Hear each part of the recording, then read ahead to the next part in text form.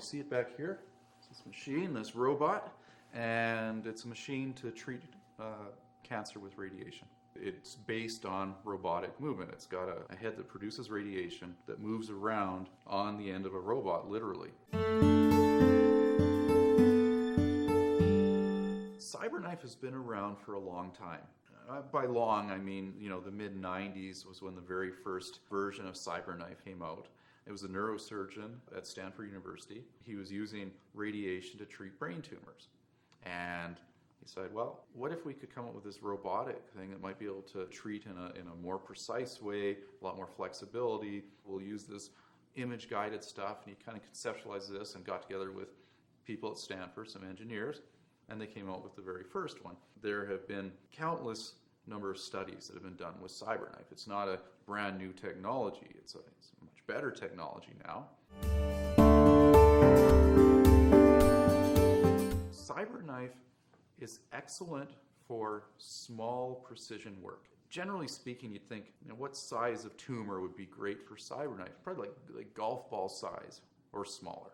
That's where it really shines, and in part because it's using very, very thin beams. It's designed to work for very precise types tumors. If you have these kinds of tumors and they're near very sensitive structures, that's where you might go, boy, it's going to be worth it to try something like CyberKnife, because we're going to be able to sculpt right around this structure that we really don't want to hit, like the spinal cord. That's a very classic example where people have a metastasis in the spine. They need a lot of radiation dose to that. We know it'll do a great job, it'll get rid of the pain, but we don't want to hit that spinal cord, right? So we have to have that kind of, we talk about precision within a millimeter.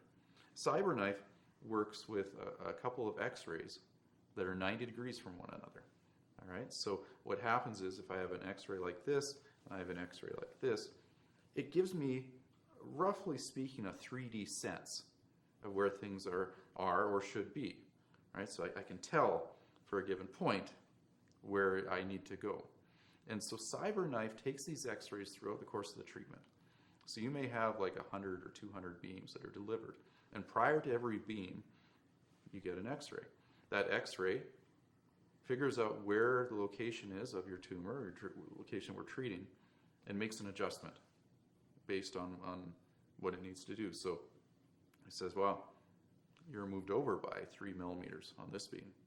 The robot will actually move over 3 millimeters to compensate for that. CyberKnife, it just sounds so new and so different and whatever. It is the same standard solid principles of radiation that people have been using for decades now, except it's extremely well refined in how it's delivered.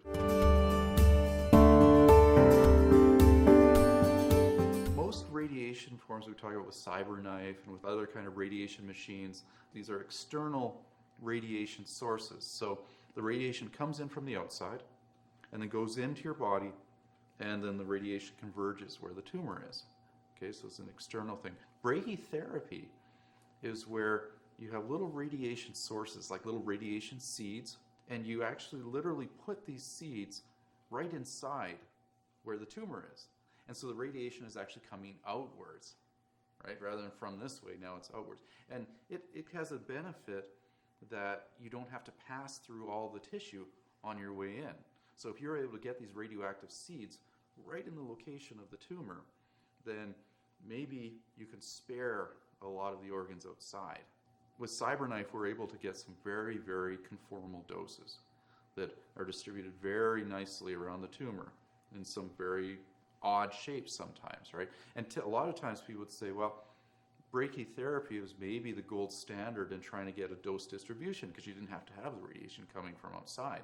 CyberKnife actually is able to emulate some of this brachytherapy type dose distributions for some cases. Basically, we have so many angles that the robot can send the beam in that we can, it's just simply a matter of being able to send in from all these different places, and that's what makes it able to conform very, very nicely. Recently, we were looking at a patient who had a tumor kind of sort of behind the eyes, right? A little bit back here. Question is, can we get radiation into that location without hitting the optic nerves, right? The eyes, the optic nerves, these things that You obviously don't want to have visual problems. External beam, regular radiation therapy, may have to take in the dose all the way around the eyes, right? So you can get this collateral damage. With CyberKnife, we're shooting a bunch of very small beams from all these different angles. So we can literally say, don't shoot a beam through the eyes. Don't shoot a beam through the optic nerves, right? Whatever optics structures that we're talking about, we say just literally avoid these. And so you get this really nice conformal plan that does a very, very good job with the tumor in terms of hitting the right dose. And these areas that you wanted to spare got virtually nothing.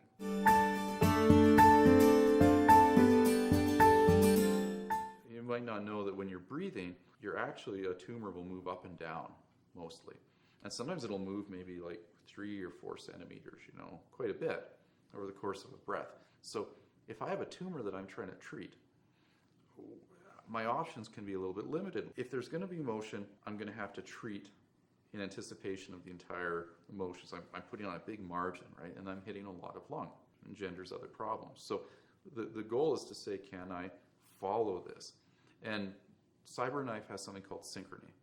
So synchrony literally images where the tumor is and also images kind of a diode that's on your chest at the same time. And it makes this correlation between the tumor and where this diode is. And what happens is it's able to actually now follow in real time the motion.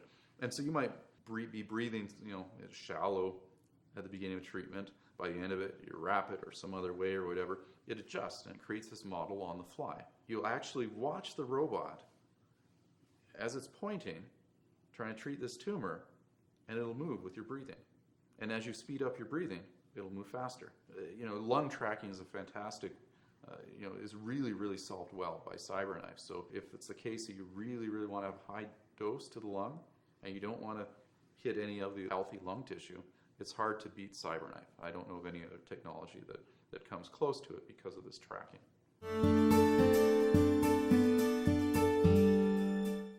When we're doing a prostate treatment, we want to be very, very careful that we don't hit the bladder, we don't hit the rectum. There's a lot of things that are packed in very closely.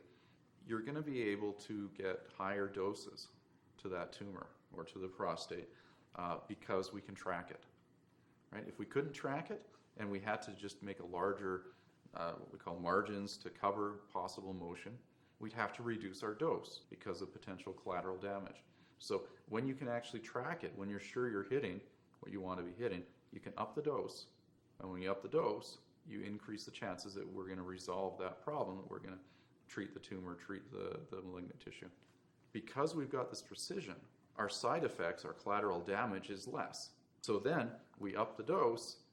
Sure, there's going to be a little more collateral damage, but we have more room now because we do have that greater precision. If it's executed properly, we actually should have equal or even potentially less side effects.